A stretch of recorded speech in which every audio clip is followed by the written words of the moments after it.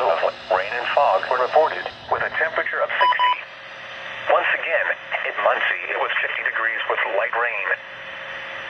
This is NOAA All Hazards Radio KJY93 in Muncie. Here is a wind advisory statement for the following counties in Indiana: Delaware, Henry, Madison, and Randolph. Wind advisory remains in effect from 3 p.m. this afternoon to midnight Eastern Standard Time tonight. Timing: mid-afternoon through this evening winds. Gusts of 40 to 45 miles per hour possible with locally higher winds. The following impacts are expected. High-profile vehicles may experience difficult driving conditions.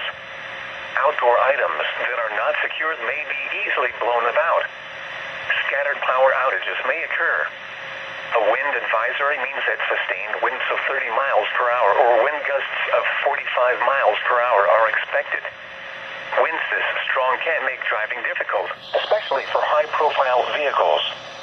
Use extra caution. Now for the official National Weather Service.